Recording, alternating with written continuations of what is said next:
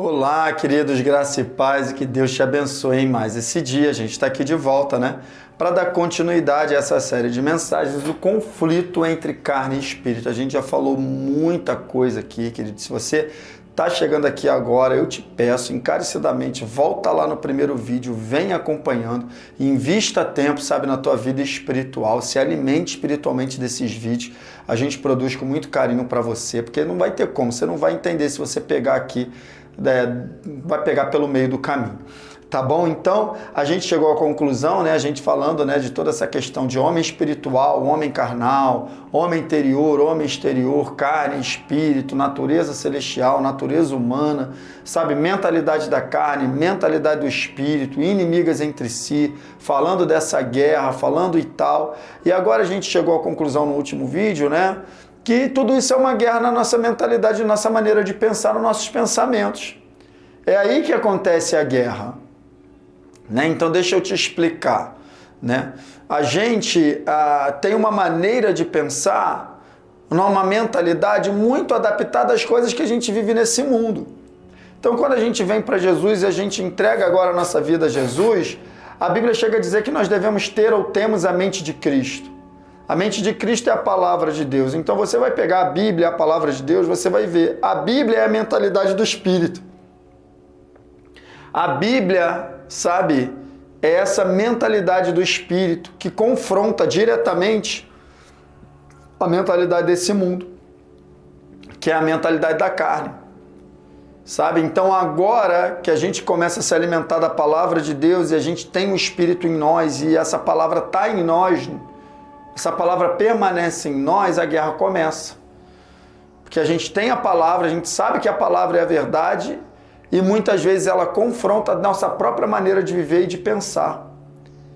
Então o que a gente tem que fazer para poder vencer esse combate?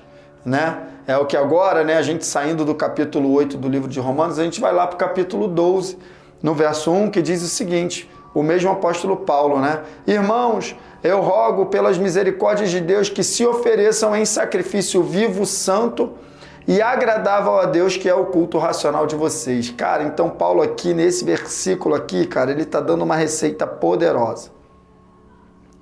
Lembra do homem interior? Lembra do homem exterior? Lembra? Dois homens? Paulo, ele está falando para eu me oferecer.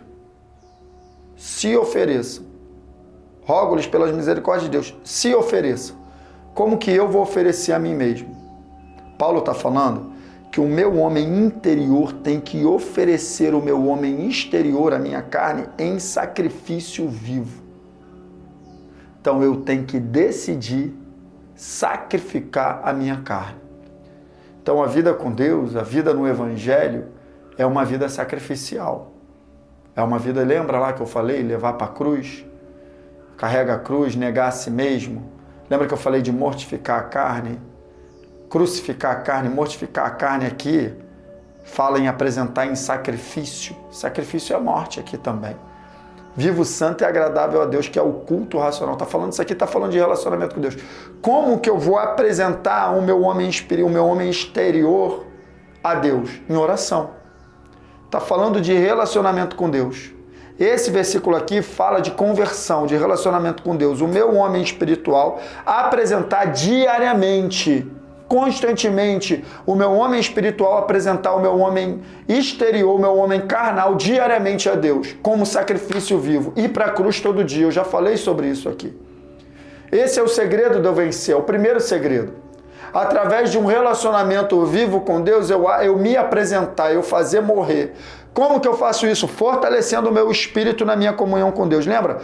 Pelo espírito fazer morrer os atos do corpo. Lembra disso lá em Romanos 8? Então, Romanos 8:13 é isso. No meu relacionamento diário com Deus, na minha comunhão com Deus, o meu espírito ele vai sendo fortalecido de maneira que nesse momento eu apresento o meu corpo em sacrifício vivo.